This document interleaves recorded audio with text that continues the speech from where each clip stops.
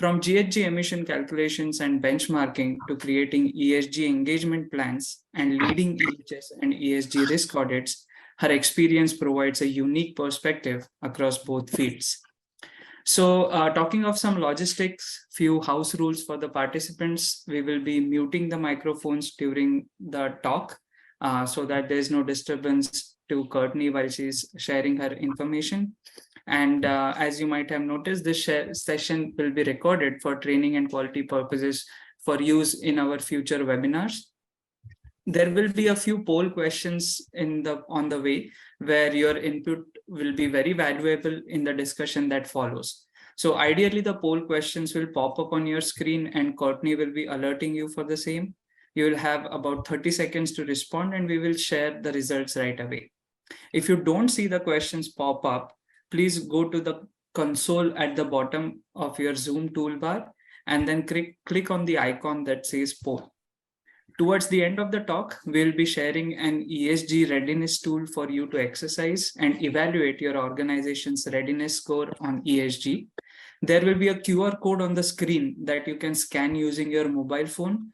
And just as a backup, we will also be sharing the QR code and the link in the chat. So if you are able to scan from the screen, that's great. If not, you can also use the link that we put in the chat box.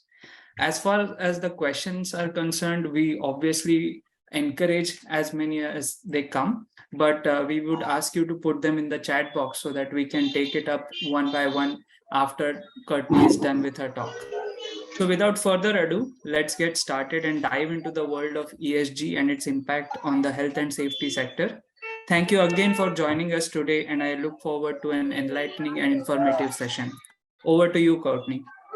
Thank you, Samir. Good morning, good afternoon, and good evening. As mentioned, I'm Courtney Bunn, and we're just going to dive right into the introduction to ESG from an EHS perspective. So basically, over the last decade, a lot of companies have begun to face new and modern challenges associated with emerging technologies, new applications for operations, as well as a lot of climatic risks. ESG, or most commonly known as environmental social governance, has become a major strategy for various businesses around the world.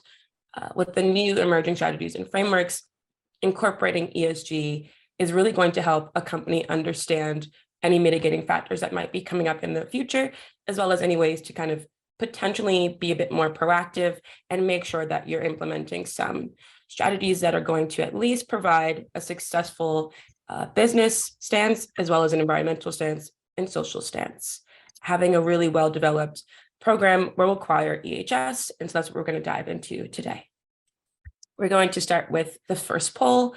That's just going to get a little bit of a general understanding about whether or not ESG should be pollinated throughout an entire company.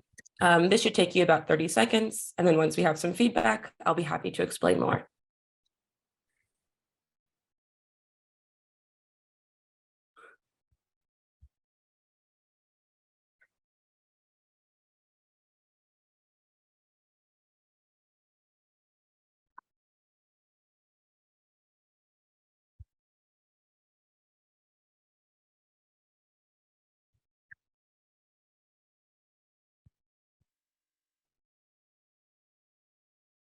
Great. So it seems that everyone is in agreement that ESG should be ingrained within your company's ethos. And I'm just going to say, I also 100% agree. Having ESG ingrained means that you're kind of understanding across all aspects of your business what will be the risks and what will be the opportunities and how to best address those and avoid any fallout potentially going forward.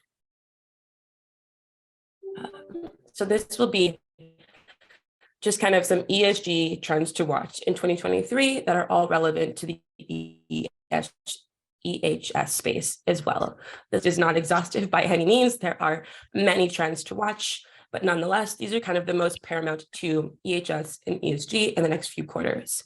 And let's expand on a few. So for resource constraints, it's really going to be focused on how EHS personnel are being asked to manage, the growing areas of concern that might be a little bit outside of their normal purview.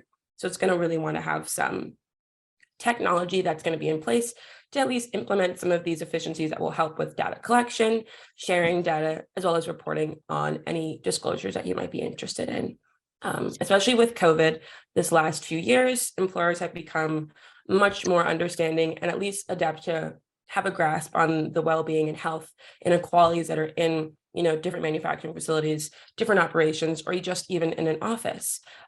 It's going to be really important to address the under-resourced populations within a workforce, as well as continuing to focus on those social determinants of health and how you can best implement those across every aspect of your business. We've all been tuned into the news as well. It's been what I'd like to say a crazy year for the news with the geopolitical risks that the war in Ukraine had. There was a bit of this tension and need to revert back to coal use for some countries that were facing high energy prices. As we all know, with coal, that is a fast accelerator of greenhouse gas emissions. And so there's going to be some helpful shifts back to renewable interests to at least facilitate this divestment in fossil fuels. The next few that I think are really, really important are risk management and regulation. So risk management, as we all know, is kind of a broad term. But in the relationship to ESG and EHS, you're going to really want to be focusing on those risks and opportunities in climate adaptation and mitigation. It'll be a little bit hard, obviously, to forecast what's going to happen, considering there's large fluctuations depending upon geography, but at least having some foundational policies in place will be really helpful. And then the regulatory world, especially here in the US, there's a lot of different policies that are starting to come out, especially for larger public companies. For smaller to mid-size, it's a bit more voluntary, but because there's going to be a lot of new disclosures that are coming into the market, finding this balance between box checking and actually having a strategic plan in place to understand those environmental implications and those social implications is going to be crucial. Many countries and companies have committed to the 1.5 degrees warming. Unfortunately, that we've learned since COP27 that a lot of countries are lagging behind. So it's going to be really, really crucial going forward to at least understand ways that you might want to be on the proactive end and not lagging when it comes to climate adaptation and regulation. Great. So this is just going to provide a simple graph that understands the growth of EHS over the next 3 to 4 years.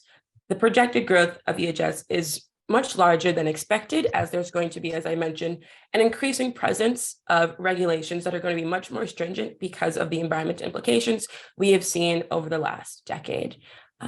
They're going to be much more comprehensive, and they're going to look at occupational health and safety, environmental protection, natural resource implications. And because of this, there's been a rise in the demand for software and services related to EHS.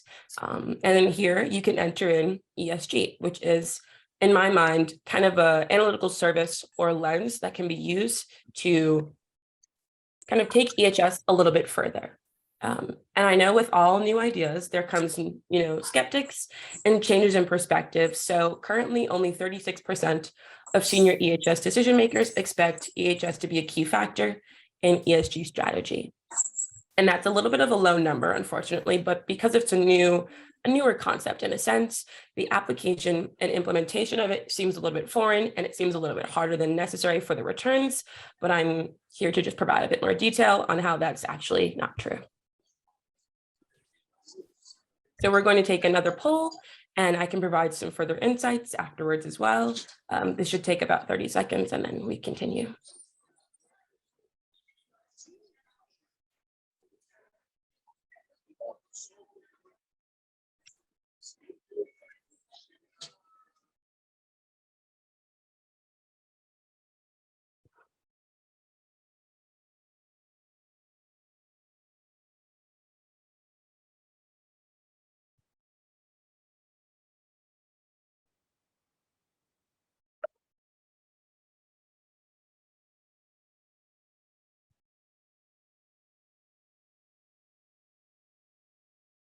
Great.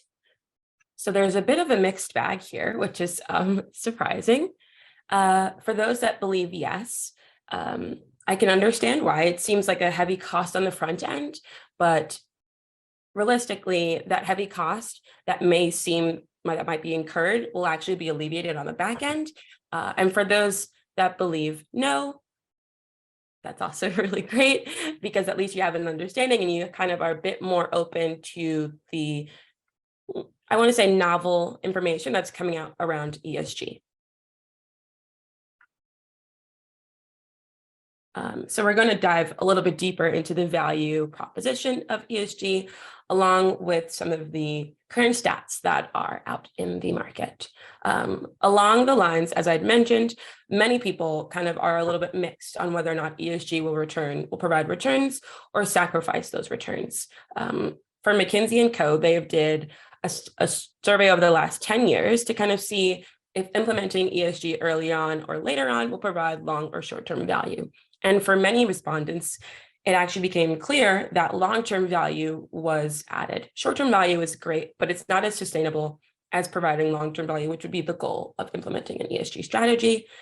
Currently, the CDP states that the climate-related weather events are expected to cost businesses up to $1.26 trillion by 2026. And it's 2023, it's only 3 years away, and that's a very large cost to accrue.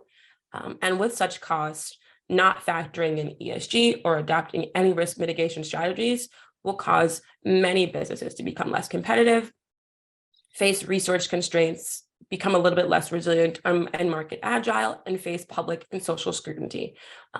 For some, that may not seem super drastic, but realistically, in the world that we're in currently, where everyone has access to a lot of different information, having a good social operational license is super crucial. And for many companies surveyed by Gartner, 83% saw positive short and long-term increased sustainability value.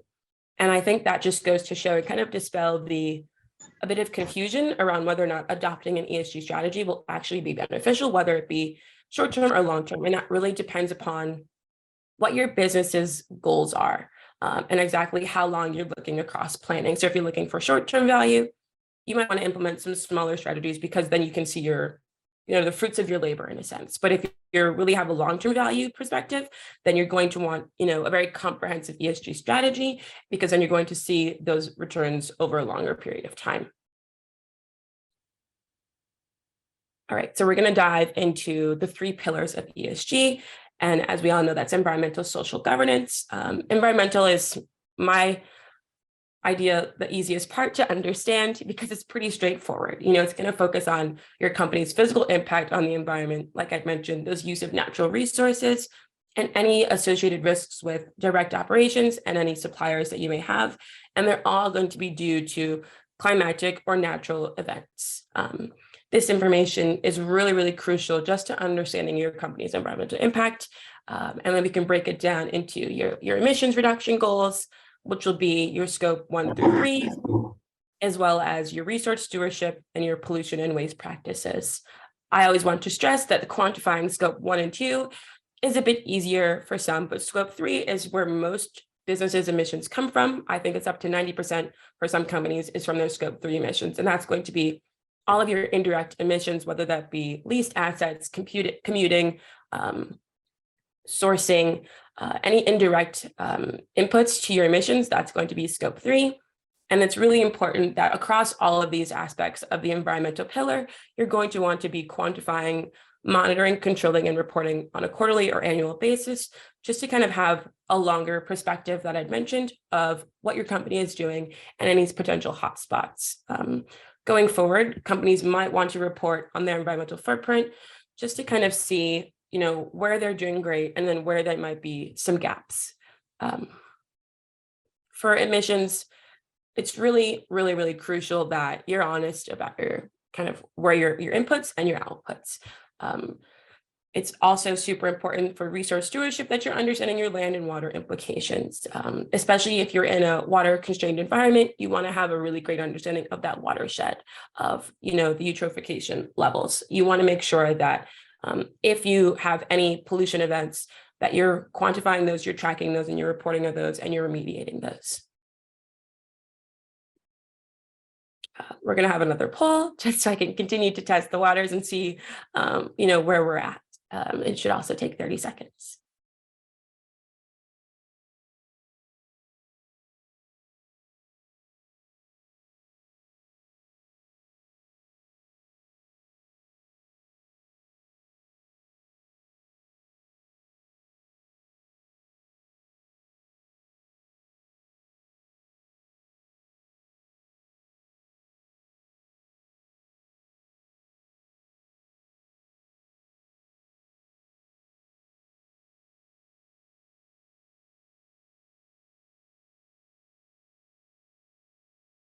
Great. So it seems that we're also have a little bit of a mixed bag again.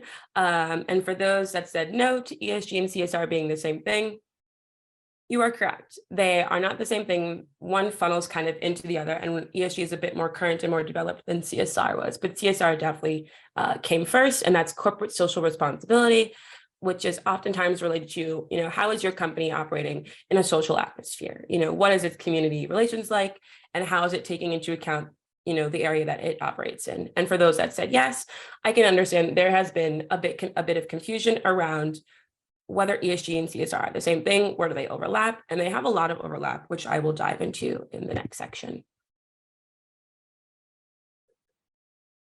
So ESG and CSR, they have that big S section, which is the social part. And the social part of both of those feed into the corporate and the social responsibility aspect, as well as environmental and governance aspect. ESG and CSR, while developed around similar times, CSR now has kind of been pushed into just what ESG is, because it encapsulates all those practices that corporate companies were looking to implement that had kind of a better operating license for social situations. And basically the social aspect of ESG addresses that risk around civil action, internal employees or external environments, and the communities that you're local to, and how your business is interacting with those. It's oftentimes boiled down to a few things, but in relation to EHS, there's a bit more that kind of goes into it. It's definitely reliant upon, as I mentioned, that external engagement. So you're creating great relationships with the community that you're operating in, and you're stimulating the local economic environment, and you might pursue some philanthropic endeavors, but that's totally dependent upon the size and reach of your business. Inside, though, internally, you're going to want to really focus on operations, workforce, and that's just going to be looking at any best-in-class workplace policies that are in your industry and making sure that if they can be applied to your business, they're applied at the best and most concise level, as well as analyzing any practices, any labor practices that might be happening with your suppliers, and just understanding the implications of continuing to use such a supplier. Here in the US, we have DE&I, which honestly can transcend any jurisdiction, boundary, or geography. It's really just about supporting employees, possible union relations, facilitating that internal engagement and improving income inequality. It's definitely a really common occurrence for sometimes in certain facilities, especially manufacturing, to feel like there isn't as much internal engagement. So you might have, once a month meeting where you might hear back from employees, but I think that's not as consistent because it's a living, breathing environment when you're working anywhere, and you want to have at least some buy-in from internal employees just to make sure that you're at least on par or doing better than competitors, and also just making sure you're taking care of your employees. A great question that I really, really like to ask, especially in the social aspect of ESG, is, are you going to be leveraging any of these human capital analytics to inform DE&I or workplace practices, or even external practices? You want to make sure that if you're asking for data, it's going to be linked to something tangible that you can actually see the effects of. And then so especially for OHS, it's really, really crucial to have a safe and healthy work environment. It's essential to the well-being of employees, as well as the long-term sustainable growth of any company's operations. The people are your business. And so it's going to be crucial to have an effective and appropriate training strategy. You're going to want to be informing workers and contractors of the risks associated with their activities, and having your policies outlined to a T. That way there can be no miscommunication, as well as just there's a full understanding of what would be the standard once you begin to work with one another. And for prevention principles, that's another aspect of ESG, especially in the EHS context.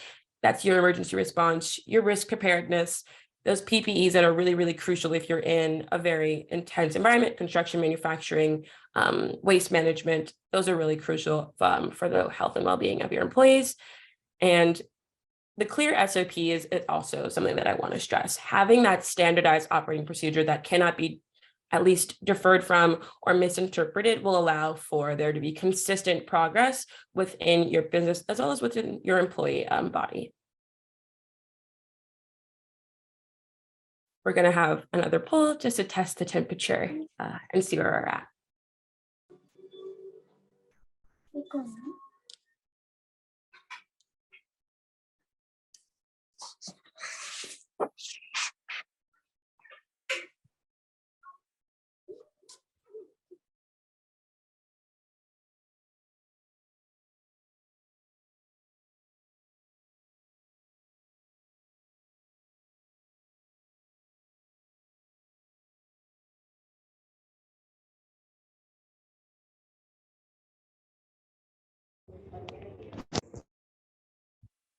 Okay, so we've got many people believe both, which is great because that is the correct answer, not to spill the beans. But having both an internal monitoring and an evaluation system, as well as those compliance environmental management systems, will encompass everything. Having just one will kind of silo some of the information and also make it a bit harder to have a comprehensive ESG strategy. And as I think I will say throughout this whole thing, it's always best to cover every aspect and make sure that each part of each pillar of ESG is narrowed and nailed down. All right, so we're going to dive into the biggest and what I'd like to say is my favorite pillar of ESG, and that is governance. And governance, while for some it may seem a little bit dry, is really where you're going to have everything kind of ironed out and detailed to the point of, I guess, no way to misinterpret. So it's going to assess, the cadence and quality of your decision making, the corporate governance structure within your business, as well as the rights and responsibilities of those different stakeholder groups that you may be reporting to or in contact with. This information will include whether or not your company or any company is compliant with relevant EHS laws and regulations depending upon jurisdiction, as well as where you're operating or just general geography. And those are going to be related to your air, water pollution, hazardous waste management, and workplace safety. As I'd mentioned previously, you might want to disclose, the number of non-compliances, any enforcement actions, and fines related to any of the EHS regulations, depending upon where you're located and where you're operating. And then we can dive kind of into these separate sections of governance. So as I had mentioned, it's your corporate conduct. If you have a set structure for leadership accountability, kind of those checks and balances that I had mentioned, you might have a diverse board structure, so you're getting different perspectives instead of just one. And then also, like I'd mentioned, still managing the interests of both shareholders and stakeholders, but making sure that it's staying true to your business. Going forward, as I'd mentioned, there's going to be many risks, whether they be financial, environmental, social, or governance related. You want to have an expanded strategy to manage any of these risks, but especially on the environmental side, there will definitely be supply chain risk, as we've seen in the last year. So there's been many bottlenecks that have led to, delayed production, unfortunately unsatisfied customers. So you're going to want to have any strategy in place that can kind of alleviate this tension. And you're going to want to understand these non-financial externalities. And so externalities are those things outside of your business that you cannot control. And all you can do is kind of adapt and be a bit more flexible to when they will come up. And then going forward, it's crisis management, which kind of ties into the impact valuation. It's just those effective risk management practices, anything that would be relating to compliance, risk compliance, and as well as identifying physical and transition risks. And so physical risks are going to be those actual natural climatic events. And the transition risks, I want to say, are oftentimes related to moving from one sourcing or supply to another. So that would be, if you're looking to get into decarbonization of your company, that's going to be a transition risk. Or if you're looking to move your operations to somewhere else that's a bit more climate resilient, that's going to also be a transition risk. And it's really, really important that you have strong governance practices, because poor governance practices can lead to massive financial and environmental scandals and can have a really huge damaging impact on a company's social operation license. A great example, unfortunate example, would be when Facebook had the data security leak. That's a financial and a social implication. And then another one would be Volkswagen when they didn't dispose of their batteries. And that is a financial and environmental situation that could have best been mitigated by proper governance structures, as well as mitigation and management of both waste for Volkswagen and also data and cybersecurity for Facebook.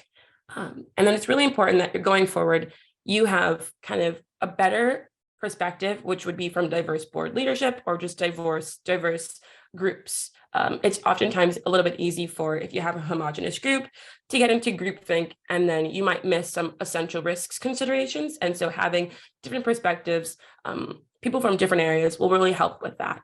And then another aspect that's super, super important, and I like to say, is audits and gap analyses are your friends.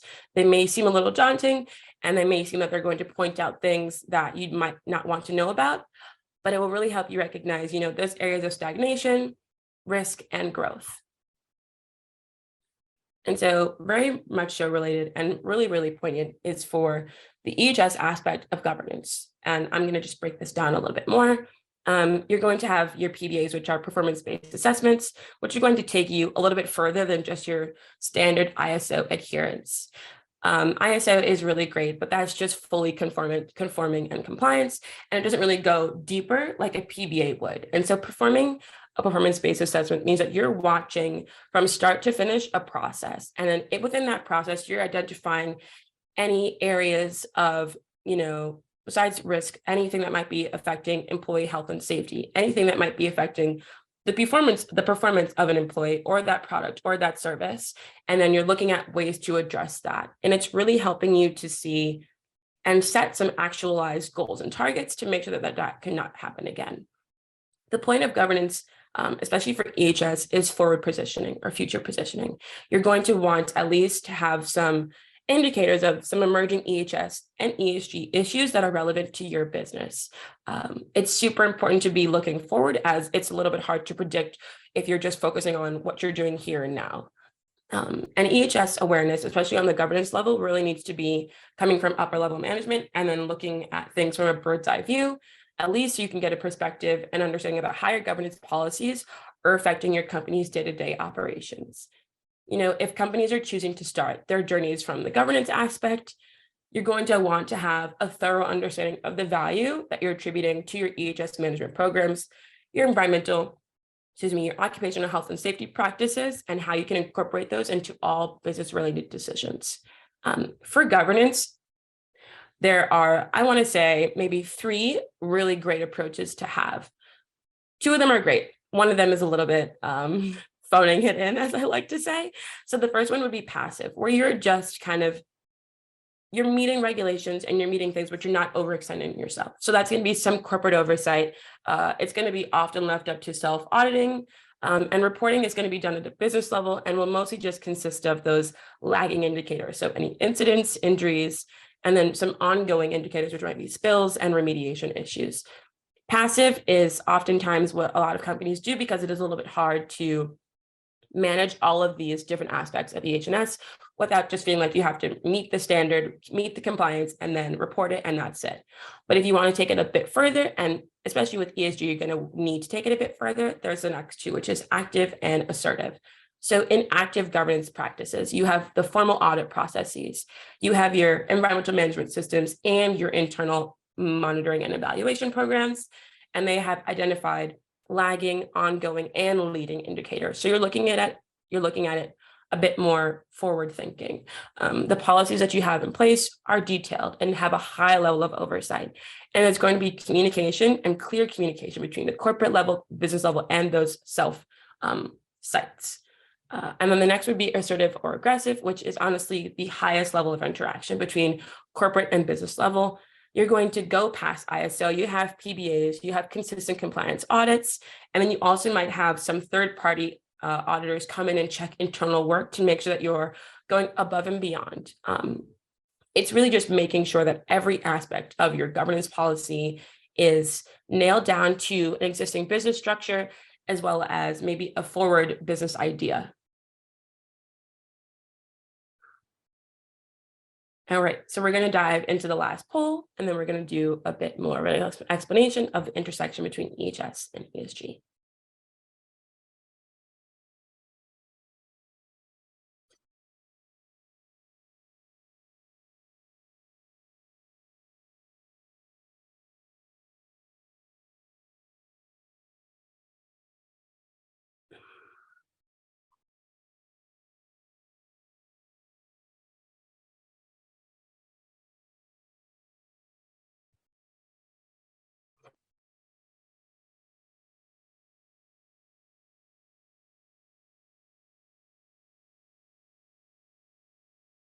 Okay, so it seems we're kind of split, and that's okay because honestly, there are no wrong answers for this, but it's really better to have the quantitative aspects feed into your climate disclosures because those are going to be the ones that are metriced, tracked, and benchmarked for as many quarters or years as you're reporting. And then the qualitative aspects will feed into the narrative, but I think it's always best to rely on the data to provide those data-driven strategies, as well as anything that's kind of happened previously that would be, best related to the EHS aspect.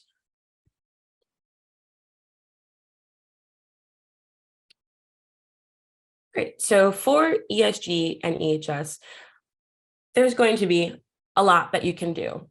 And I don't want to, intimidate anyone because it is kind of a lot out there, but I'm going to boil it down a little bit better just to make sure that you kind of have this really great understanding of how you can feed EHS into ESG. So for reporting and disclosure, EHS will support ESG reporting. And that's just because it's going to be a little bit of a different set of information. It's going to require a different narrative that's bolstered by the EHS data. And you're going to also be reporting to beyond just, those interested stakeholders, maybe investors or the public as well. And so we're going to dive into what will be some of the most popular frameworks that you might have heard about, and then go from there. So there's 4 that I think are the most commonly heard about, and that's going to be GRI, which is the Global Reporting Indicators. And GRI is honestly the most adopted framework. It's used across 250 corporations that are the largest, and that's kind of a great standardization, but obviously there's going to be a bit of leeway according to where you're operating and how big your business is. The next will be TCFD, which is a task force for climate-related disclosures. And those are, like I mentioned, going to be climate-related financial risk and opportunity disclosures. They're going to be really forward-looking information, and it's going to be structured around 4 themes: governance, strategy, risk management, and metrics and targets. So if you're really looking to take your ESG strategy from a governance perspective, I always suggest TCFD. CDSB, which is the Climate Disclosure Board's standards, it's really the largest source of GHG and energy use data in the world. And its focuses are going to be those environmental metrics. So that's your greenhouse gas emissions, any climate risks, water stewardship practices and implications, and biodiversity risks, implications, and land usage. So if you're going to take your perspective and start your building out of your strategy from an environmental standpoint or pillar, then you're going to want to really look at CDSB and maybe GRI. And then SASB, which is more so related to the financial impacts and material issues of a business. Those are very much so tailored to reporting based on industry and where you're operating. It's really, really, really, I would say it's a great tool to understand potential material issues to your business, and they can be tailored according to, as I mentioned, the industry and how it will impact your sustainability performance. Overall, because there are so many different frameworks, it's really about picking the 1 or 2 that best apply to the data that you already have and not overextending yourself. Overall, EHS reporting with the aspects of ESG should be comprehensive, and it will provide a view of your company's EHS performance and impacts. It'll also allow for stakeholders and shareholders to assess your company's compliance that's relevant to those EHS regulations, but also the ESG considerations and also how you're evaluating these potential risks and opportunities going forward. This information is really, really crucial for if you want to start disclosing, and then also if you're sharing a sustainability report going forward, that'll be the best way. You could mute yourself, that would be great. Thank you. And then this is just going to dive into the coexistence of EHS and ESG. And these are just these levels of overlap. So you're going to have your foundational EHS data. Those are those quantifiable metrics that are already being reported on, and you can leverage those to make those data-driven decisions that are sustainability focused. Your compliance as well, which is a large part of EHS, is basically all those laws and procedures that are put in place to protect your company from any project or portfolio-based liabilities. And then risk management, which is a really huge part of both EHS and ESG, which is just that awareness of any regulatory changes, as I mentioned, those trends that are coming forward, and making sure that you're not going to accrue any costs that are associated with the impact of non-compliance. Both EHS and ESG are seen as cost-avoiding functions and analytical lenses used to kind of understand and manage regulatory compliance and risk and opportunity. And so this is just really helpful skills for any EHS practitioners to have as the importance and applicability of ESG goes forward. You want to have a forecasting approach. So you're identifying current and potential risk. You're not just looking at what might happen currently. You're expanding on the EHS risks that might be in place and rolling those up with ESG impacts and considerations, and then taking those to management so they can be at least aware and figure out some mitigation strategies. And then kind of a cross-functional approach. ESG requires a lot of different data from a lot of different sectors. So it will require maybe some financial data, some environmental data, some HR data, and you want to have this great communication and ability to break those data silos to get perspective on each aspect of your business. And then I always mention, make the case for new software and tie it into the business needs. You want to take those technical hotspots that you might have noticed or your technical expertise and take it into something accessible and then tie it into an existing business stream and then make sure that you can bolster that with proper software to make the compliance and collection a little bit easier. And so this is just some of the really common barriers to entry within ESG. It seems like a lot I'd mentioned at the front end of an implementation cost, but as we've seen in the graphs throughout this webinar, it's going to benefit you in the long term. Short-term value is not really the perspective to take when you're looking at ESG because it's not going to provide that immediate return that is oftentimes associated with implementing a new practice. There is still a bit of lack of standardization as there's, as I'd mentioned, a lot of different frameworks, and it really depends upon the stage of your company, where you're operating, where you plan to operate, or just even what your interests are or the data that you have. So because there's this kind of alphabet soup, you have to really pick and weave between which ones apply best to you. Especially in North America, currently there's some anti-ESG litigation because unfortunately, not everyone is as receptive to the new changes and also climate disclosures. So that might be something to take into account as well. And then data uncertainty, because there are a lot of different data, like a lot of different collection methods that you'll need to have and a lot of different data inputs. There's a bit of confusion about which should be required when moving forward. And so you want to make sure that you have a clear and concise understanding of the data that you're collecting before reporting on anything. And then a really huge concern that I think is the most prevalent would be the greenwashing. It's unfortunate, but many companies might overpromise and over-exaggerate what they're doing. And then unfortunately, they don't match up. And so you will have this term of greenwashing, which is basically you're glossing over, the actualized results of what you've been doing and your impact. And currently 57% of companies that are public that were surveyed by Deloitte see this data and these greenwashing concerns as the greatest challenge to ESG disclosure.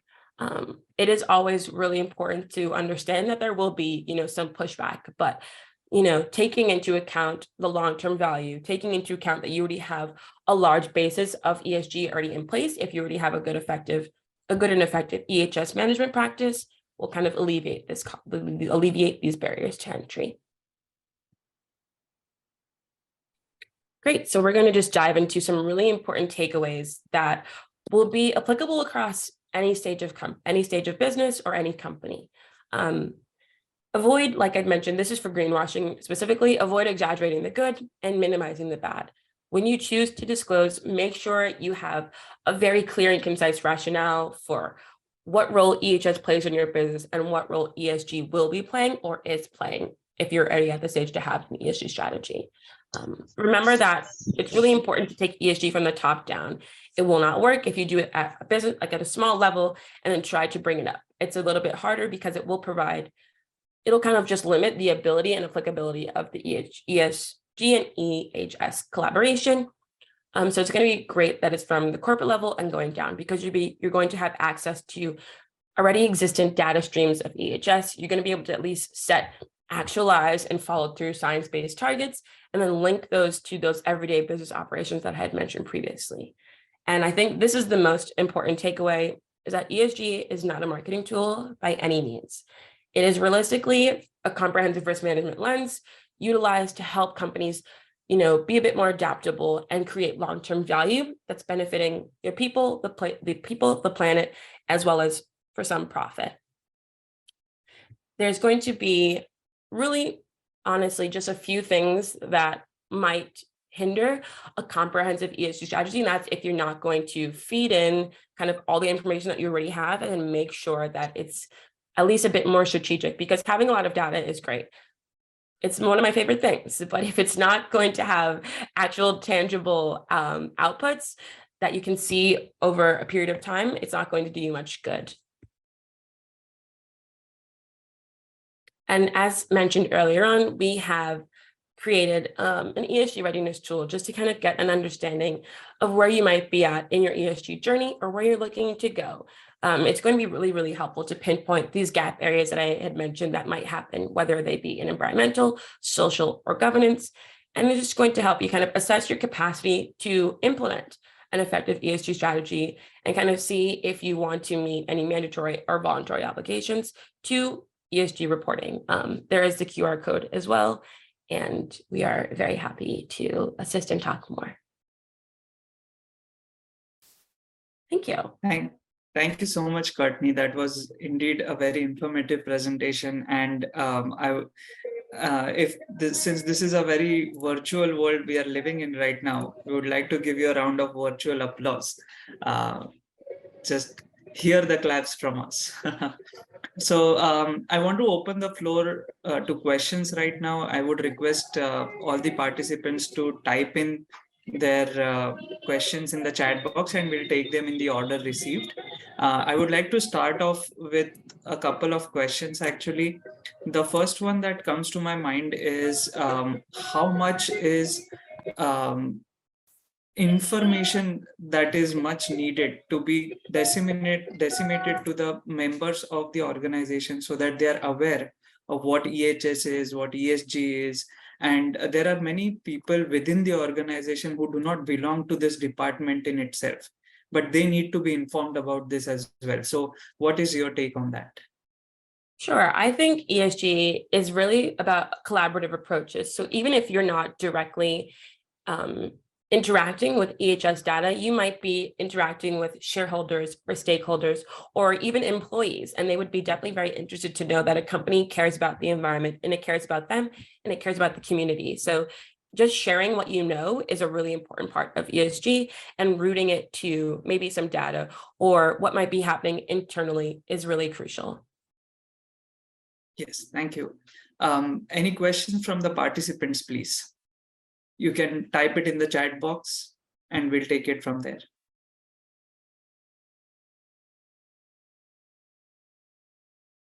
Meanwhile, Courtney, can you please give us a short intro about the ESG readiness tool so that people can get more idea about it?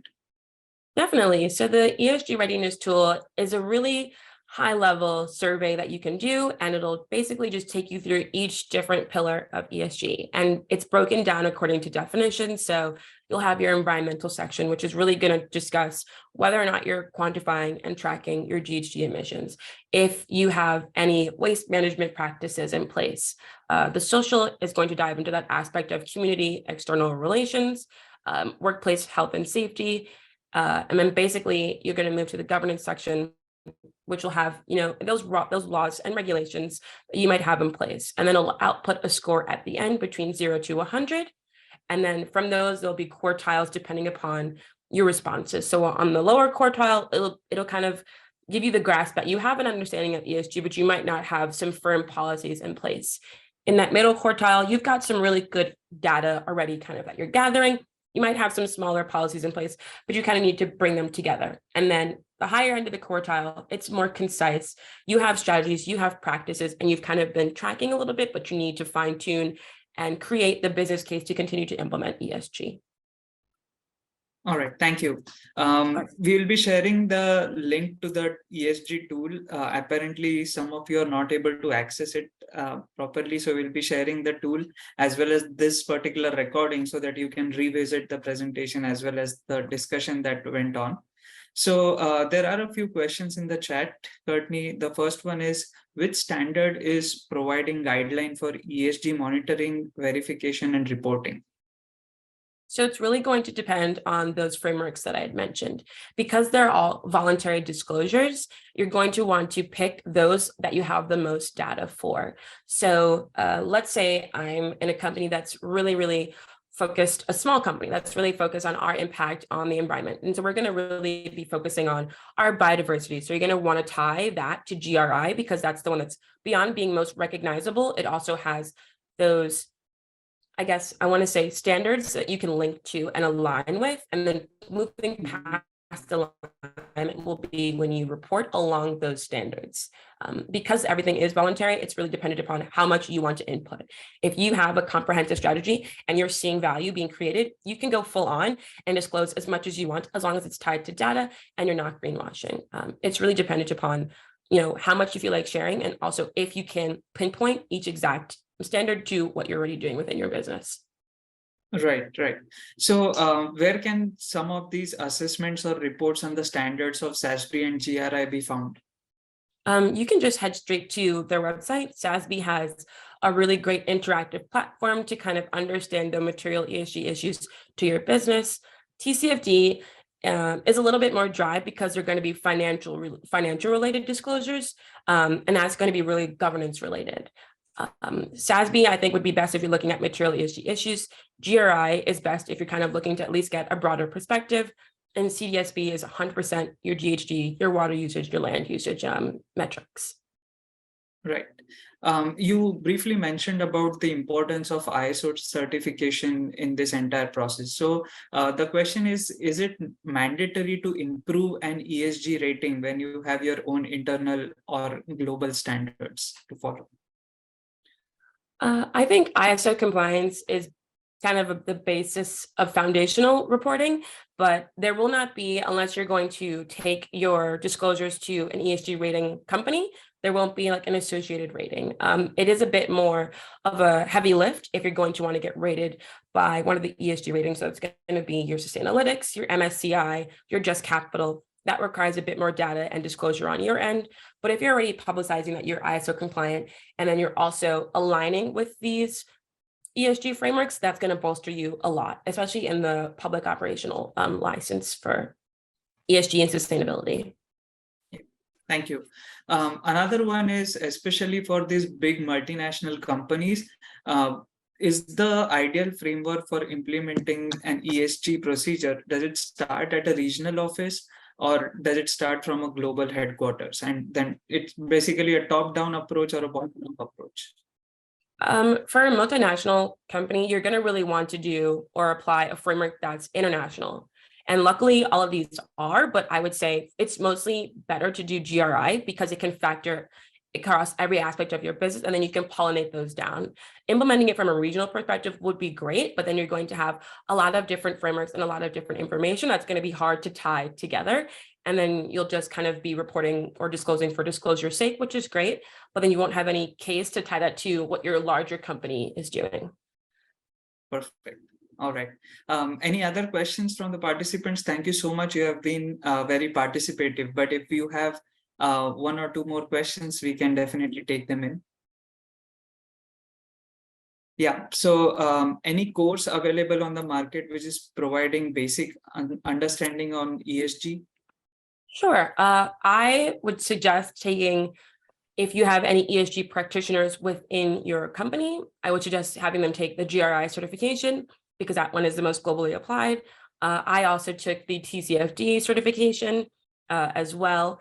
There's also the SASB certification, and then also having someone that has a really firm grasp on those United Nations Sustainability Development Goals is also super important. Because a lot of companies might be having a global interaction, those UN SDG goals and tracking and metrics for those would be really good to know. So basically all these governing bodies have their own information sessions and courses to take up.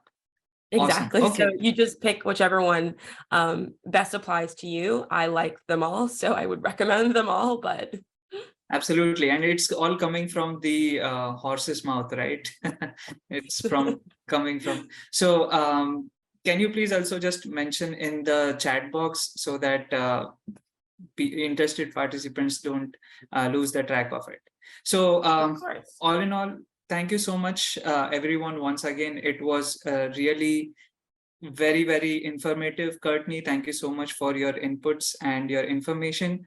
To sum it up, what we overall learned in this past 45 minutes to 1 hour is that we need to identify the material issues within our industry, be it on a regional level or a global level.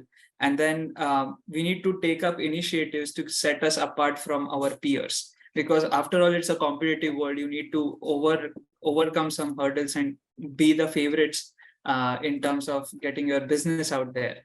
So it is necessary to create some accountability mechanisms to ensure the commitment of the company towards ESG and HSE and different initiatives.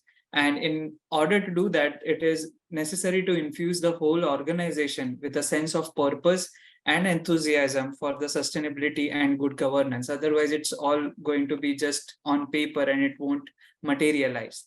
So in order to do that, what least we can do is to basically decentralize the ESG activities throughout the operations, take one step at a time, have a continual improvement mechanism as the ISO model consistently suggests, have a PDCA cycle within your organization that will help you continuously improve on your own parameters that you have set for yourself.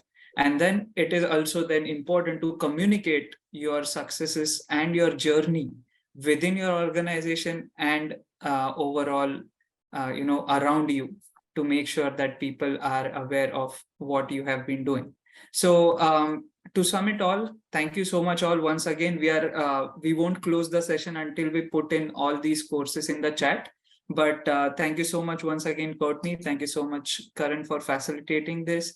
And the Catalyst Group, thanks everyone once again for your presence, and we will definitely catch you all in our next webinar.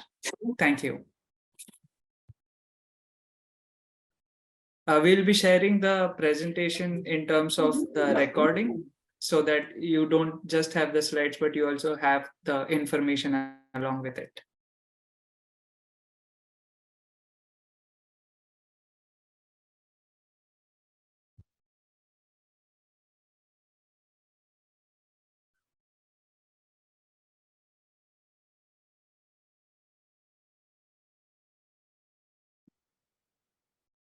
Thank you so much.